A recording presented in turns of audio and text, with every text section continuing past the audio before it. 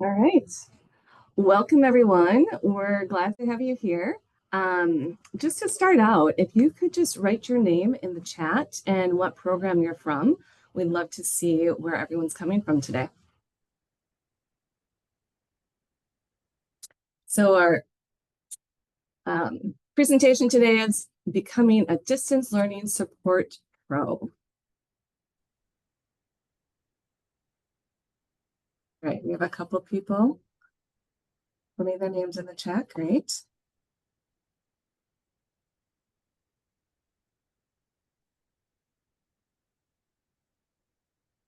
Right. We'll let those keep coming and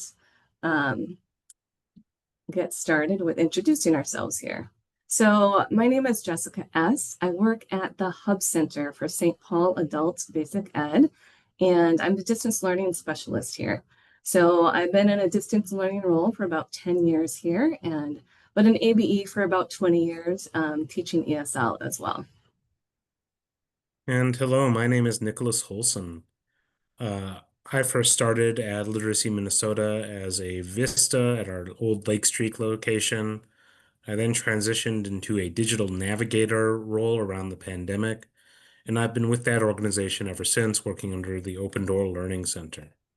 I mostly work with students in an open computer lab or to help troubleshoot technical issues involving online class.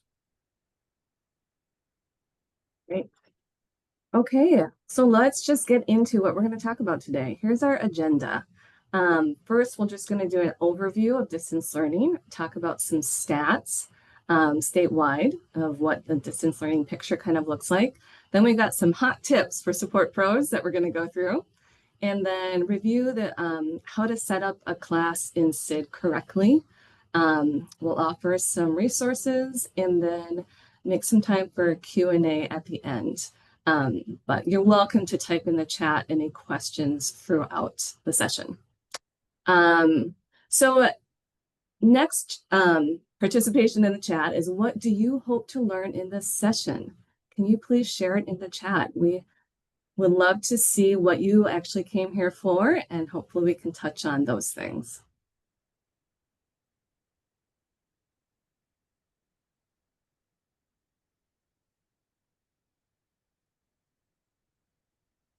Just give it a minute here for people to have some time to type.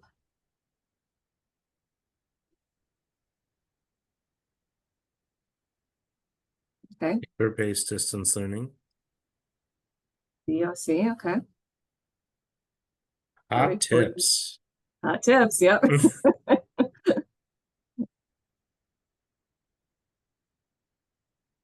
All the DL requirements and SID. Mhm.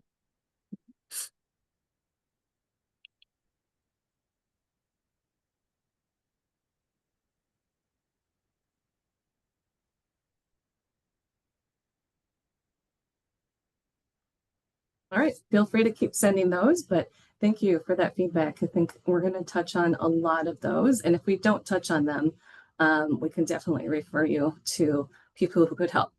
Okay, all right. So the next thing we'd like to do, we have a lot of participation at the beginning here. We have a poll. We also want to get to know you a little bit and understand where you're coming from in your jobs.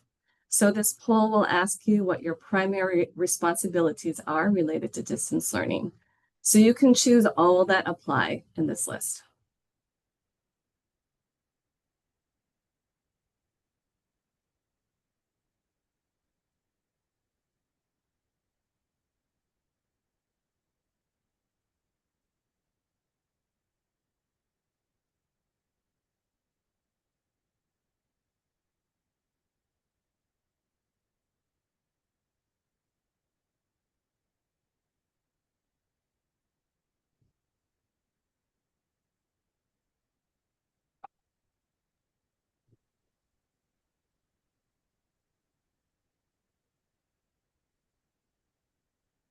Okay, I think we've heard from everyone here. I'm going to end the poll and share the results here.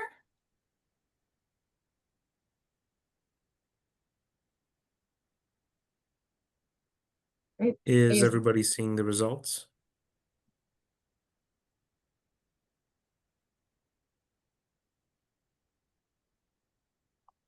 Okay, good. Good. Yeah. So it looks like everyone's involved in enrollment management. Yep. And about half are also involved in creating classes in SID, orienting students, tech help, and a few are involved in choosing platforms. Okay, good. This gives us a good idea of what we're focusing on too. So thank you. All right. Next, we'll go over our overview about what is distance learning according to the rules. This is kind of a by the book component of our section. So it's looking at how distance learning is defined in terms of policy and what the rigid requirements are. So first, distance learning is asynchronous. Distance learning can be done on or off site. It's not defined by location. You can have students practicing a distance learning platform at school outside of class hours. They can practice at home during 15 minutes on their break, on the bus, wherever. Hence the distance in distance learning. I kind of think of it like the sequel to old correspondence courses from way back in the day, where you would reply to your instructor via mail. Only in this case, it's largely using digital technology. A big thing that we want to avoid with distance learning is double dipping on hours, accidentally counting both contact hours and what are called proxy hours, because that would leave us vulnerable to an audit from the state. It would compromise the integrity of our hours reporting, just a bunch of other bad stuff. So there's a small asterisk down there that remote synchronous learning is not considered distance learning. That means your online classes are not distance learning. Those are still led by an instructor. The student's not interacting with the platform. It's not self-paced or individualized study. Let's go. There are a bunch of different ways to accomplish distance learning. The most popular, or at least the one that's most familiar to me, if you ask me what is distance learning, I think about online or paper-based platforms. We use a variety of platforms that we'll be getting into later. For example, I use a platform called MobyMax. Other people might use Edmentum. Some programs even use Duolingo. And these are educational platforms, usually adapted from a K-12 context and accessed online or through a mobile phone, or through an app. The other two options are teacher verified methods, TVM, and teacher created courses made by an instructor in your program. Both of these have different requirements in order to get them approved from the state. TVM lessons usually rely on other means, if I'm correct. They might, for example, take a bunch of CUNY, the Community University of New York, I believe, packets and recontextualize them as a teacher verified course. So the teacher is the one who verifies the student output. And teacher created courses might look like a Google Classroom, an online Google Classroom full of word wall activities that a student completes in their own time. Jessica is laying down in the chat the different requirements for having your teacher verified method or your teacher created courses approved. I believe you'll submit TVMs and TCCs to Minnesota's Distance Learning Advisory Team, which myself and Jessica are on, or at least that Jessica was on. I apologize, I'm forgetting the current roster. And we will look at them. We will probably talk with you about what the planned method of verification is, how so your class structure works, what are the expected hourly workloads, things like that. So that's kind of the three tridents of distance learning in Minnesota. Moving on, we'll be talking about this term a lot. How many people in the chat have heard the word proxy hours?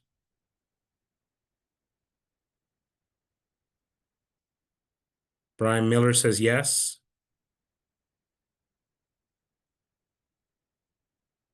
Many times. Yeah, before I move on, Astrid mentioned an important thing that I forgot. If you're making a TVM course, you have to go through a certification process. We'll be talking about that later. But I'm seeing a ton of yeses. Perhaps some yeses are more wary than elsewhere. For the people who don't know or who are curious, proxy hours are asynchronous hours. Students earn them through the three methods that I mentioned. They learn it through a distance learning platform, through your own teacher-created course, or through your own teacher-verified model. Proxy hours are gained by students completing assignments or tasks. They might be time on task is one thing that we've written on the slide, or unit completion. When a student works on a distance learning platform, or in a teacher-created course, or in a teacher-verified model, in any of those situations, proxy hours are gained either by the amount of real time that they work on a platform, that's time on task. For example, the platform that I will be talking a lot about, MobyMax, counts the real time that a student is logged into that website. It tries to count the amount of time that the student is active and solving problems or engaging with activities. And then it multiplies that time by about 25% on Excel spreadsheets. I believe this looks like a 1.15 in order to fully capture the amount of proxy hours time. So you get a little bit of bonus time when a student completes a distance learning platform. And this is to account for any difficulties, any time lost that a student might have due to either technical issues or issues about digital literacy. I saw one comment in the chat that was asking about looking for distance learning platforms when students didn't really have the digital literacy skills to engage with a computer. And proxy hours have some of the bonus time built in to try to accommodate for this fact. Quick question from the chat. We cannot count hours while they are doing this in school, correct? You cannot count them while they are in classes. Later on, we'll be talking about different ways to organize distance learning opportunities at school. For example, in a computer lab, if you're not taking seat time, you can record proxy hours during computer lab. They cannot double dip in class, but they can, any proxy hours gained outside of class are fair game. And certain platforms have ways for you to dictate when it should start counting hours. For example, MobyMax will allow you to say if a student is active on MobyMax between, let's say, 10 a.m. to 12 p.m., those hours will not count. So as I was saying, time on task is based on the amount of real time that a student completes. Unit completion are chunks of time awarded after a student has finished an activity. Another platform we'll be talking about, Read Theory, will award 15 minutes of student time after every test that they complete on Read Theory, after every multiple choice sequence. People in chat were asking about paper-based options. In this era of computers, I'm happy to say that paper-based options are entirely feasible. We have at least three major platforms which are paper-based despite being online: CommonLit, Read Theory, and ReadWorks. All of these have different ways to print out your different paper, their readings and their various paper assignments. And you hand those out to students. Students hand them back. You grade them kind of like homework, and then you upload them either to the platform or you keep track of it yourself. TVM, teacher verified models, are also often paper-based, either through email and asking students to print out an assignment, mailing packets to student houses, or having students come to your learning center to pick up packets and then complete them remotely. Paper-based options are completely above the board. You might have to check with the distance learning website, the state-supported website, to see if the platform that you're using is approved for Minnesota. But yes, this is a thing.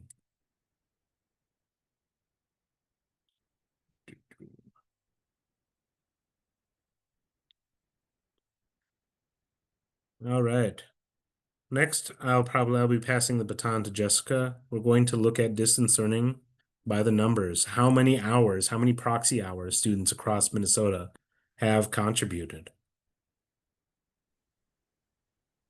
All right, so I think this is a nice visual, so you can kind of see what people are working on statewide.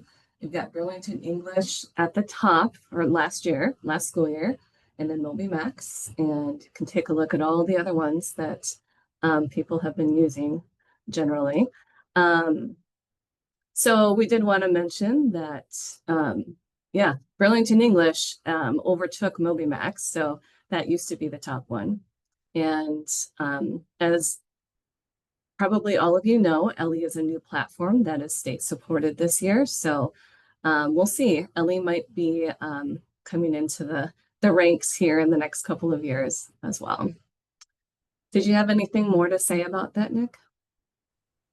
Yes. And wouldn't you know it, as soon as I handed it off to Jessica, I saw that I was supposed to talk about this slide. So naturally.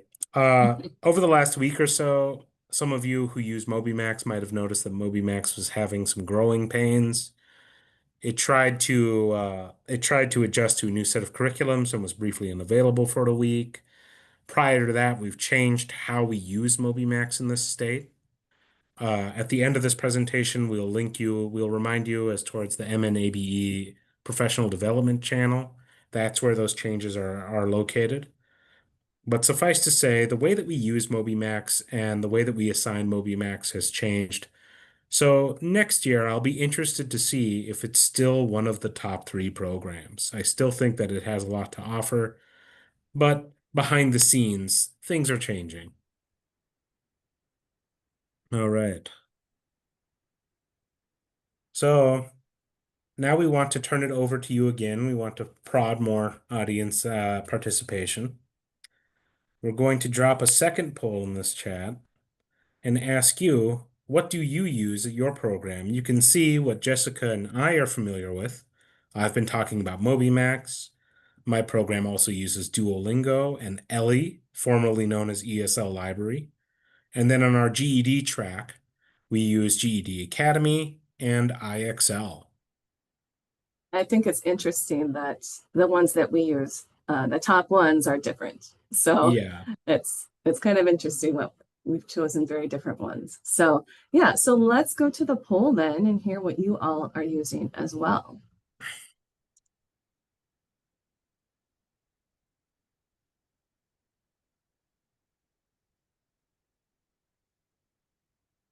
So choose one or two. It's multiple choice. And if it's not on this list, if you select other, could you put it in the chat for us?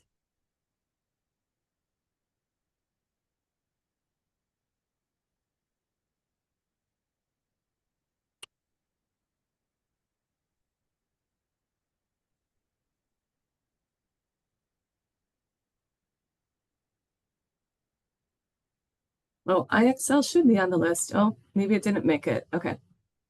Oops.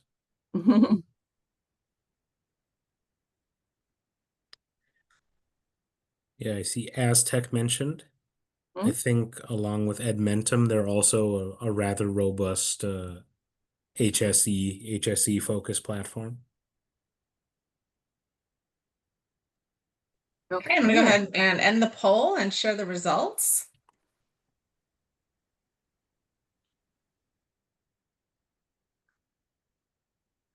Great. So actually, in this group, ReadWorks looks like it's the most popular platform, followed by MobyMax, then Burlington English.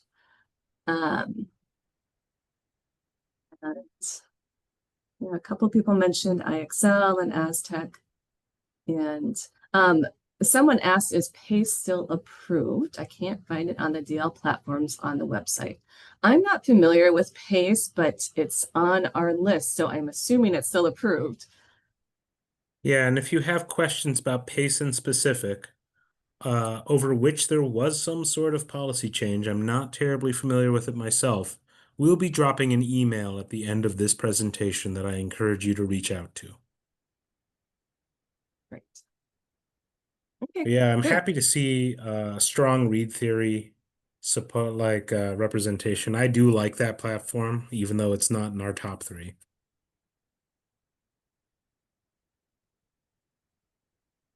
I was Good. waiting for somebody to go to the next slide. That's me. The next slide is Yeah, it after looks the like poll. So we can go forward one more. Perfect. Okay. So this one, how many students are engaging in distance learning?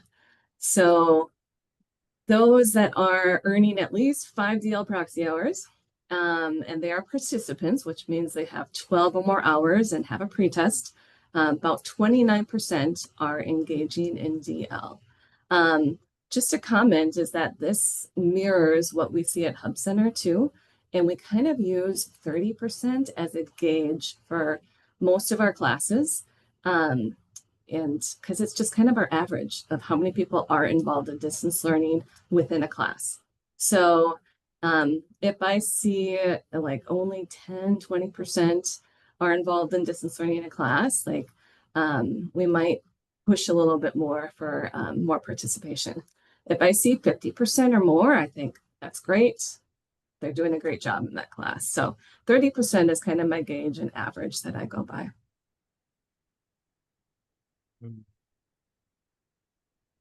All right, so statewide, DL proxy hours accounted for 9% of all ABE hours statewide. So I think that is significant.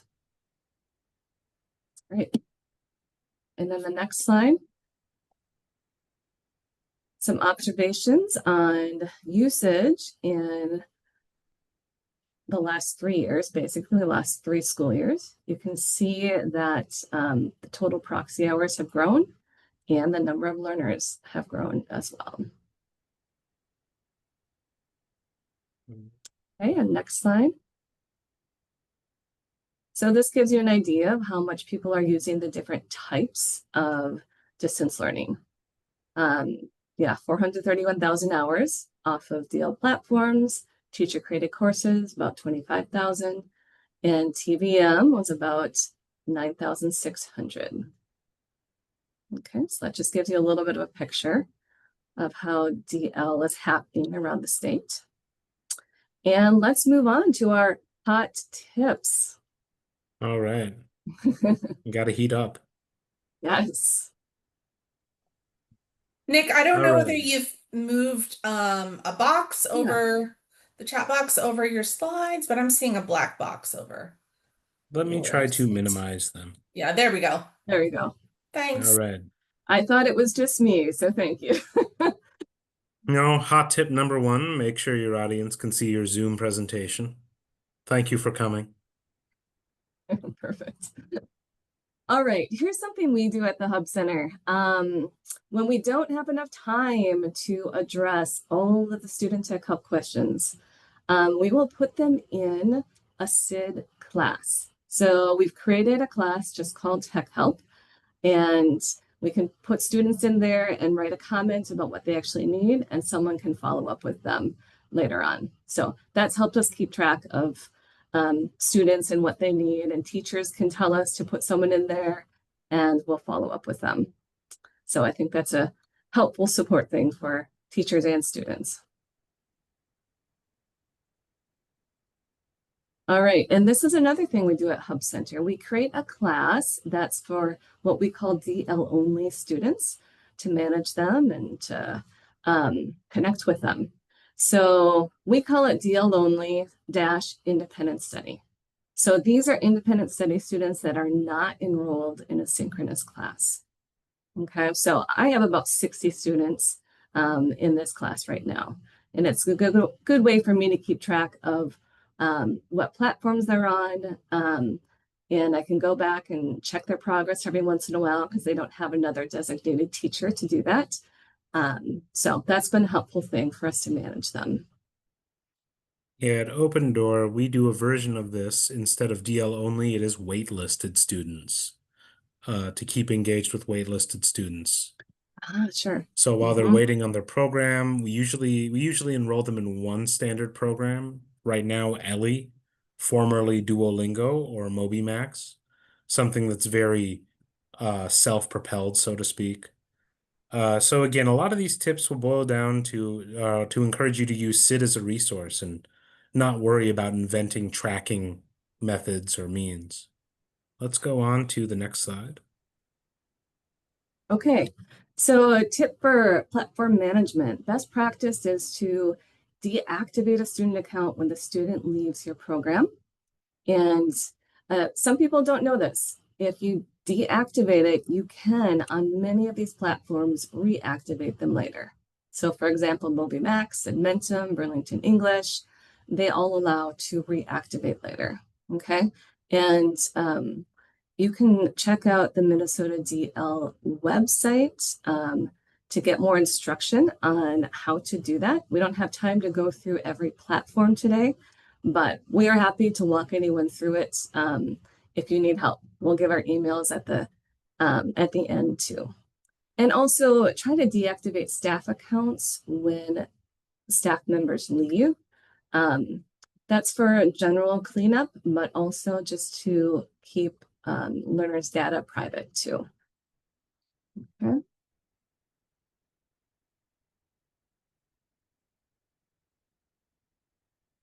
Right, so Read Theory. If you use Read Theory, they recently, I think this summer, changed how much with the basic version, how much progress you can see um, from a teacher side. So they only allow access to 30 days of data. And as you know, we need 31 days for some months, and we don't always pull our data on the first day of a month. So we've started running reports every 2 weeks for Read Theory. Another thing we do is we have some premium seats that we've purchased. And I would suggest you can give your premium seats to some high flyers to reward them with an app without ads, or give it to learners with low digital literacy skills. And those premium seats will also give you access to full progress and data.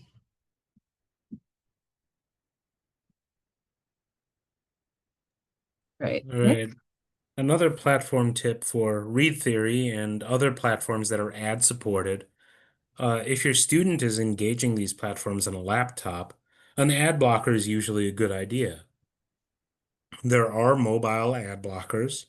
They vary by effectiveness. The most effective ad blockers tend to work on the desktop versions of browsers. For Read Theory and another platform, USA Learns, this is great. It minimizes the amount of pop-ups or interruptions. It helps clarify the layout so that students are not accidentally clicking on an ad and being redirected to who knows where. It's unfortunate, but those websites do rely on ad revenue in order to stay functional. However, this won't be a blanket solution. If your program uses Chromebooks, for example, some of the best ad blockers, like uBlock Pro, will be unavailable.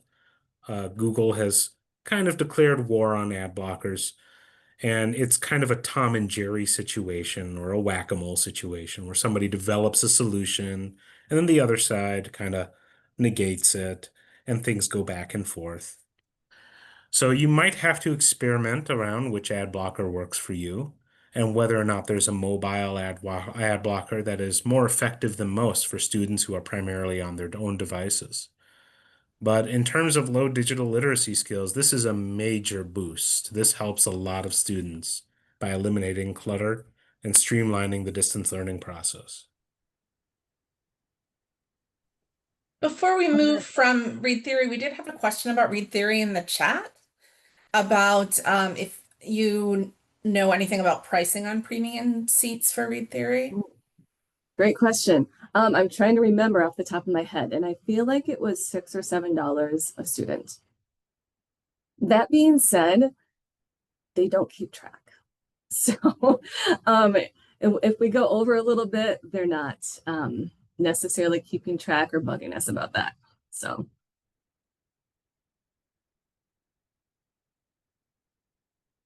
Okay, so loaner devices. If you haven't already, we think it's a great idea to develop a loaner device program. This could encourage DL participation, it can increase digital equity, and improve accessibility for those platforms that are not so mobile friendly. So we started our loaner device program during the pandemic.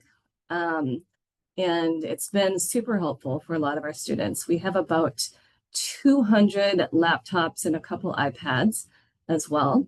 And we have two versions of them. There's the newer, more expensive laptops that we require a $40 cash deposit for. And there's the older or less expensive ones that we do not require a cash deposit for. And our system has been, they can check them out for 6 months, and that seemed to work pretty well.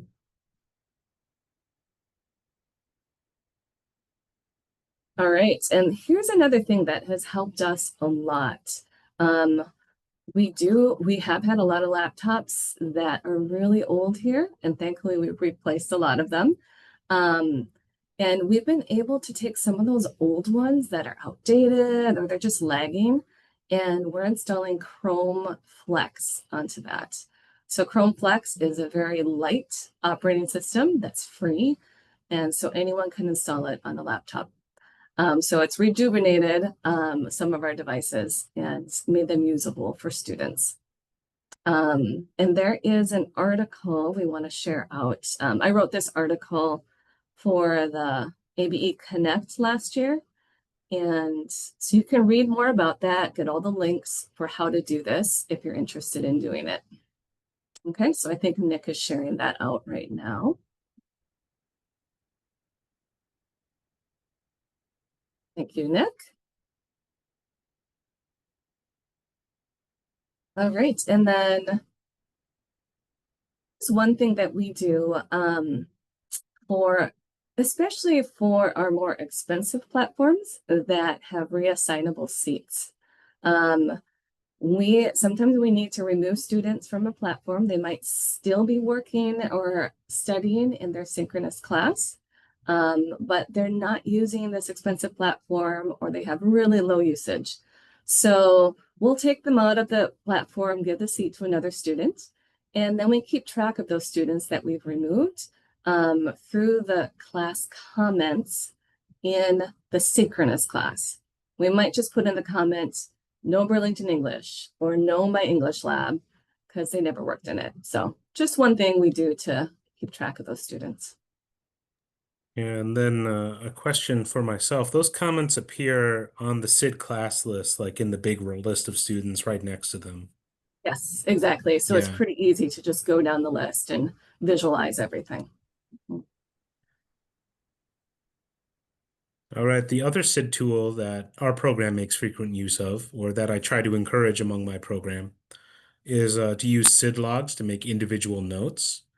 SID logs are great for tracking progress, making a note about where a student left off on a particular distance learning platform. It also is good for adding in details about mitigating circumstances, like if such and such student was trying to gain a loaner device, but they're not sure if they can afford it, or if such and such student needs to make a prolonged leave, if they need to drop out for a long while, perhaps while traveling or something like that. SID logs are a powerful communication tool. There is a note of caution. You want to pay attention to what type of log they're being set at. You can make public logs, you can make private logs, you can make notice logs. All of those mean something different. You can make a log that anybody within your program can see. That's a notice log. you can make a comment that only people in your program looking at that student profile can see. That's a private log. I use that the most to communicate with other instructors. You can make a public message, which everyone who uses SID can see. For example, if a student had something that you would want another program to be aware of, such as a GED student who had passed a prior test and it's not obvious, when that other program is looking them up to enroll, they might be able to see the SID log and instantly gain a better idea as to what sort of student they're working with. The other thing to keep in mind is that SID logs, I believe, get nuked at the end of the financial or program year. They don't carry over academic term to academic term. Not always. Our own program does not use academic terms, and we are year-round, so our SID logs have stuck around. I was going to say our SID logs stay for a long, long time. In that case, maybe I'm misinformed, in which case I apologize.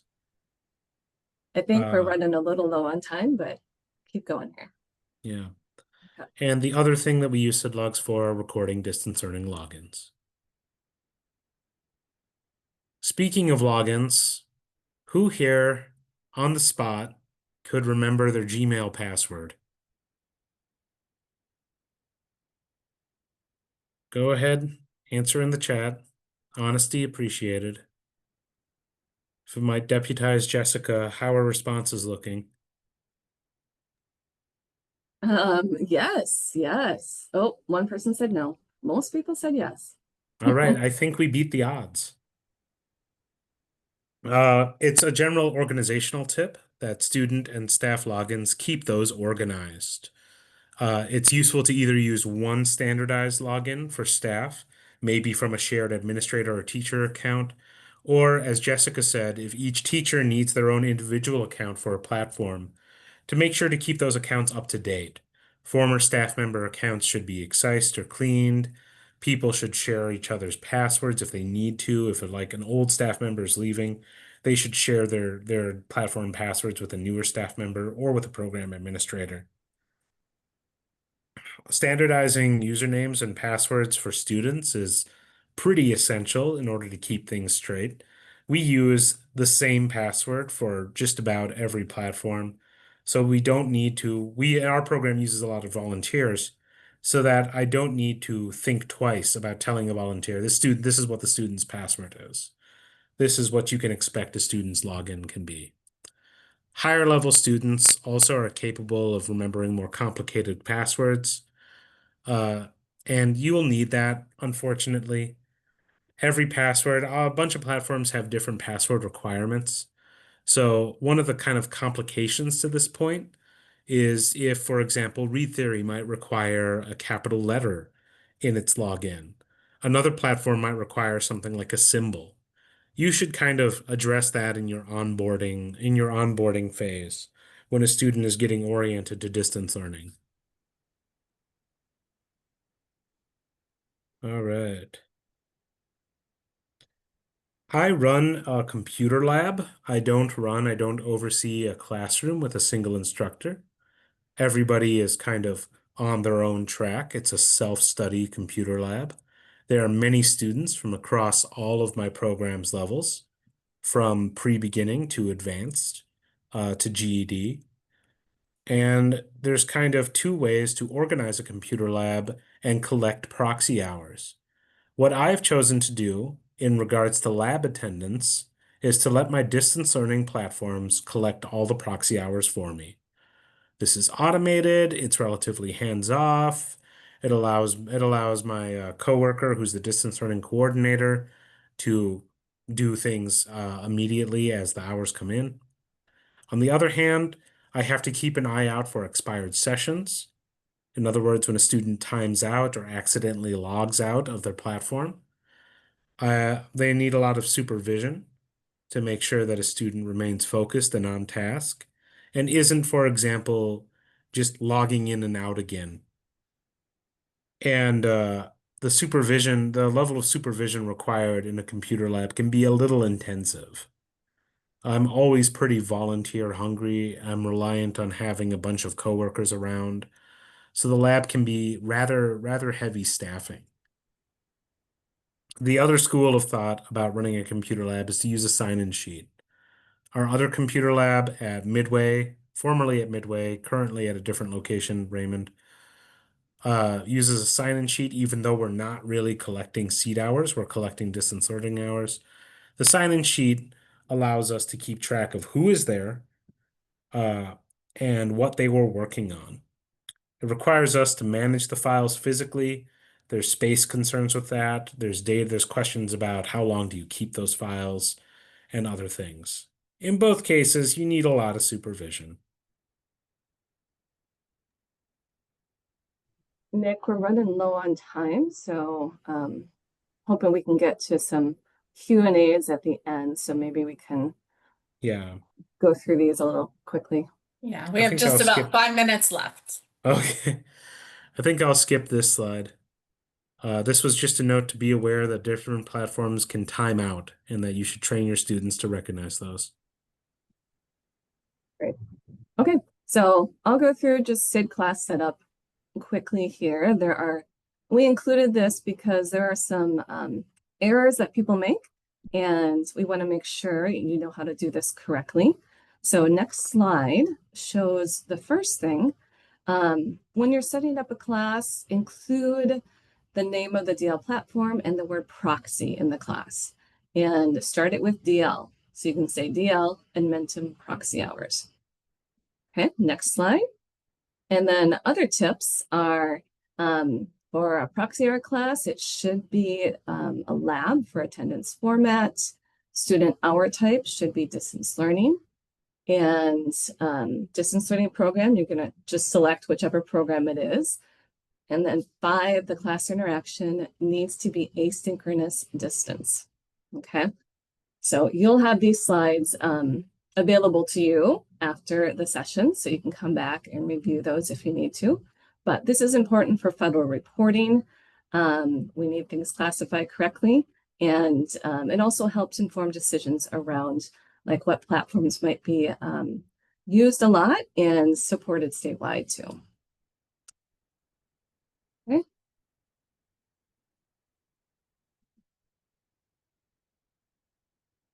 And just some definitions, and we can share out a fields definition cheat sheet here. Synchronous online means online delivery of a class via a video conference tool. HighFlex, students attend online or in person at the same class, same time, and hybrid in-person instruction plus live online instruction or independent DL study. So I'll share out, oh, Nick got it, perfect. Okay.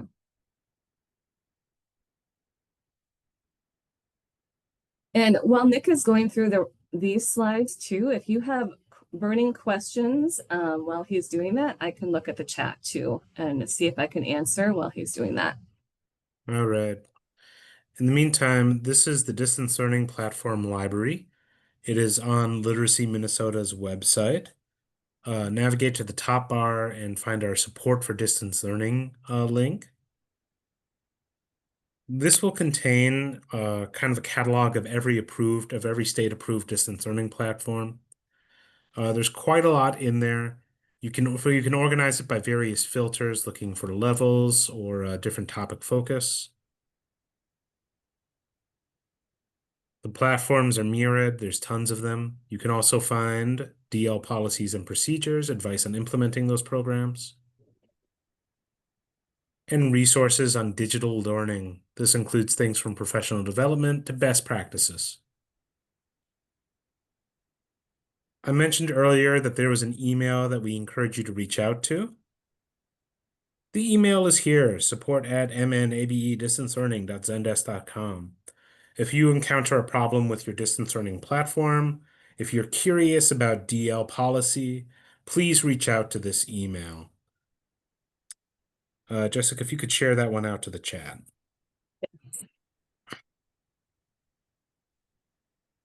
In terms of professional development, the distance learning website and the DL advisory team offers Canvas courses. This is free professional development for anybody in the state of Minnesota. We encourage you to take a look at these after this presentation is done and you have the list of slides. I'm sure that, or I encourage you to look at this website. I'm kind of rushing through there. I apologize for going at a breakneck pace. There's a lot of content in there, all of it oriented towards helping you develop to the particulars of your own platform. And finally, always available is the Professional Development YouTube channel, where this presentation and many others from this conference and others will be uploaded. All right, we've reached Q&A at 46 out of 45 minutes. I'm going to go to the thanks page, but in, I suppose, the minute or so left, however long my colleagues are willing to stick around, we can hang around for a little bit. In the chat earlier, Laura had asked about distance learning platforms for students who may not be digitally literate. I would say Read Theory would be a really accessible one, especially for intermediate to advanced students. Low level is not going to work for, but Read Theory would be a great option, I think. And it's very mobile friendly. Yeah, and if they're intermediate or higher, they'll have an easier time understanding what is an instruction on Read Theory and what is a question. So their reading comprehension will be something to keep in mind.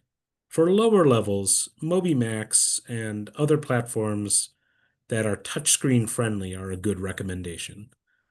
MobiMax has phonics-based matching activities where you match a sound to a letter.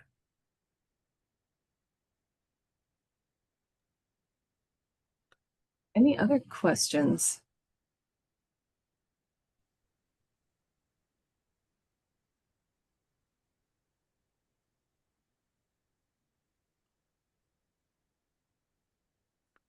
I'm going to go ahead and end the recording.